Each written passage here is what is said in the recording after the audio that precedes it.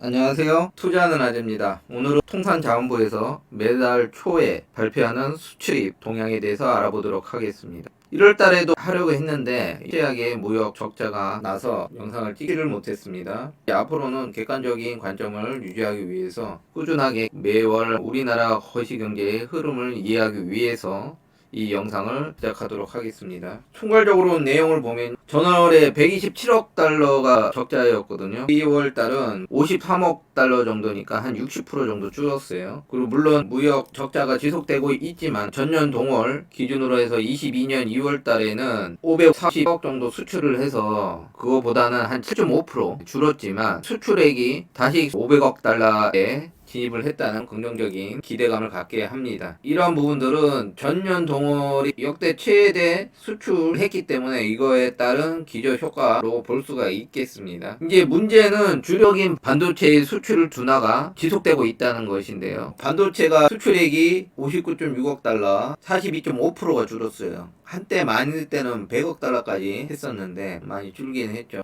디스플레이도 40.9% 굉장히 많이 줄었고 컴퓨터도 66.4% 그리고 유화, 석유화학이죠. 또 마이너스 13.8% 철강도 9.8% 이렇게 줄어들었습니다. 글로벌 경기 둔화와 반도체 업황 악화 등등으로 인해서 수요가 둔화되고 공급은 넘쳐나는 문제가 계속되고 있죠. 그래서 DXI, 디램 익스체인지를 보면 아직 1.8달러 정도 하고 있습니다. 우리나라는 글로벌 디램 시장이 70%를 가지고 있죠. 디램의 가격 인하로 인한 수출액 감소가 크다고 생각이 듭니다. 하지만 중국도 지금 경제 봉쇄를 풀었고 반도체 칩 수요가 좀 어느 정도 이루어질 것으로 보여요. 그리고 챗 GPT 관련해서 최근에 글로벌 빅테크 기업들이 AI 관련해서 서버 고성능 칩들을 원하고 있죠. 그리고 인텔의 서버 CPU 사파이언 래피즈 브랜드명은 제온이고 그리고 맥스 시리즈에 보면 HBM 하이엔드급 디램들이 들어가게 돼요. 그래서 점점 하이엔드급 디램들이 이제 수요가 서버나 AI 분산되면서 수급 불균형이 해소될 것이라고 생각됩니다. 보통의 전문가들은 올해 말 3분기 요쯤엔 생각을 하고 있는 것 같은데요. 그건 지켜봐야 알겠지만 일단 그렇습니다. 그리고 디스플레이는 중국의 대표적인 기업이 BOD 저가형 LCD 압도적인 물량 공세 많이 힘들죠. 그나마 OLED에서 버티고 있는데 OLED 시장도 지금 노크를 하고 있죠. 획기적인 디스플레이가 발명되지 않은 이상 점점 힘들어 보입니다. 반면에 수출에서 부각을 보이는 품목들도 있었습니다. 자동차가 47.1% 올랐고요. 그리고 2차 전지도 25.1% 그리고 석유 제품 12% 일반 기계 13% 이렇게 올랐는데 이게 미국과 EU 그리고 중동 쪽에 수출이 증가됐어요. 다들 아시겠지만 2차 전지는 요새 많이 핫하니까 그리고 기아와 현대가 글로벌 인기를 끌고 있죠. SUV가 인기가 굉장히 많다고 합니다. 그전에는 현대차가 모델 포트폴리오에 실패를 해서 점유율을 확장을 못하고 있었는데 미국과 유럽의 감성에 맞는 차량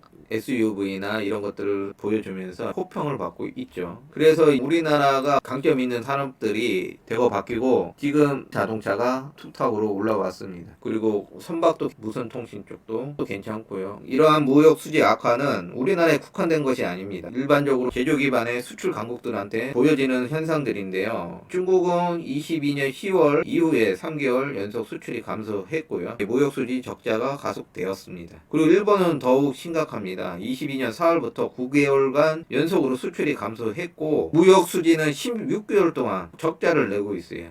좀 심각하긴 하죠. 그리고 대만 또한 22년 9월부터 4개월 동안 수출이 계속 감소하고 있습니다. 그러면서 무역 수지가 악화되고 있고 그나마 독일이 소폭의 적자 흑자를 오가면서 견고한 모습을 보이고 있는데 이 부분들은 독일 이제 밸류체인이죠. 유럽연합의 영향이 큰 것으로 개인적으로는 생각이 됩니다. 우리나라 정부도 이런 복합적인 위기를 극복하기 위해서 수출 모팩 연간 6,850억 달성을 위해서 2월 23일 날 제4차 수출 전략 회의에서 본 정부 수출 확대 전략을 통해서 수출 드라이브를 강력하게 구축하기 위해 노력을 하고 있습니다. 이 내용들은 한번 쭉 보시면 돼요. 하반기에는 업황이 개선될 것이라 생각된다. 이런 얘기가 있고요. 아시아 지역에서는 수출이 16.1% 줄었죠. 아시안이 싱가포르, 인도네시아, 베트남, 태국, 대만, 인도, 중국은 24.2%. 그 일본도 줄었고 중남미 쪽도 줄었는데